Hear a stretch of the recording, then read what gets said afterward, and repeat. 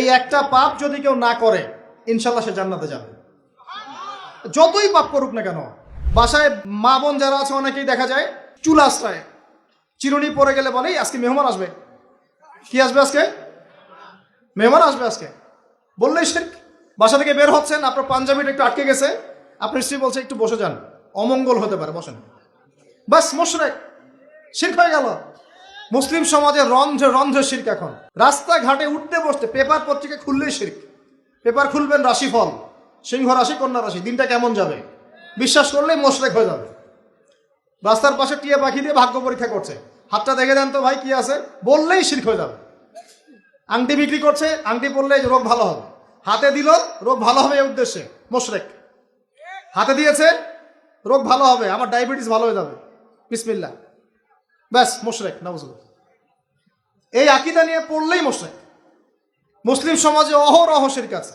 আর আবু জেহেলের যুগে কি ছিল ভাই? আবু জেহেলের যুগে অনেকদিন বলেছি মেজর 5টা সমস্যা ছিল। কয়টা?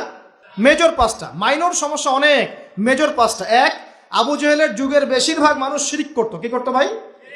লাত, উজ্জা, হবল, মানাত এইসব মূর্তি পূজা করতো।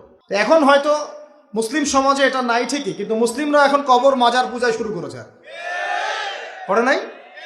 মুসলিমরাও এখন নেক্সট সুরতে ধোকা খাচ্ছে। শিরক তো আমাদের সমাজে চলছে। শিরক কি হয় কেন আমি লেকচার দিয়েছি, দেখবেন মুসলিম সমাজে কত শিরক চলছে।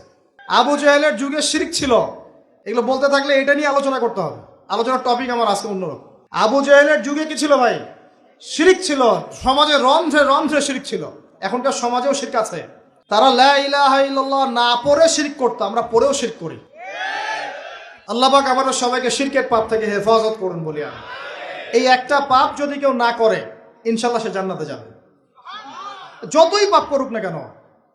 জেনা করেছে, মদ খেয়েছে, মিথ্যা বলেছে, অনেক কিছু করেছে, শুধু শিরকের পাপ করে নাই, আল্লাহ তাকে মাফ করে দিবেন ইনশাল্লাহ।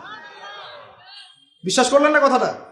নবীজি বলেছেন এই উম্মতের যে কোনো ব্যক্তি যতই পাপ করুক না কেন আল্লাহ পাক সমস্ত পাপ মাফ করতে পারেন, কিন্তু শিরকের গুনাহ আল্লাহ পাক মাফ করবেন। তওবা করে যদি মারা না যায় মাফ করবেন না।